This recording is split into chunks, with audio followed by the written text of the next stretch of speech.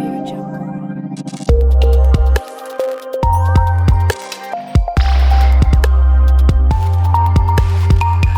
India TV9 news Maharashtra. Solapur शहरात भर दुपारी घडलेल्या हत्याकांडाने परिसर हादरून गेला आहे.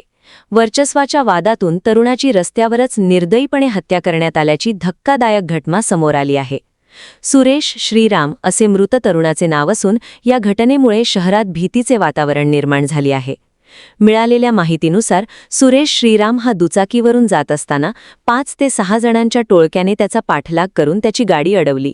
त्यानंतर आरोपींनी काठ्या, कोयते आणि दगडांच्या सहाय्याने त्याच्यावर हल्ला चढवला. तब्बल 30 ते 35 वार करत त्याला अक्षरशः ठेचून काढण्यात आले.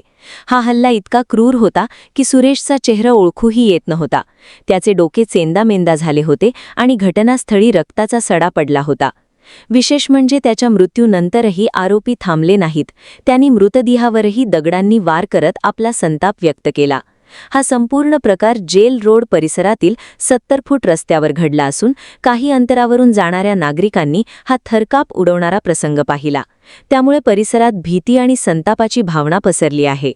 प्राथमिक तपासात ही हत्या जुना वाद आणि वर्चस्वाच्या संघर्षातून झाल्याचे समोर आले आहे. तसेच वराह पालनावरूनही दोन्ही गटांमध्ये मागील काही वर्षांपासून वाद सुरू होता. मृत सुरेश श्रीराम याच्यावरही सुमारे 10 गुन्हे दाखल असल्याची माहिती समोर आली आहे.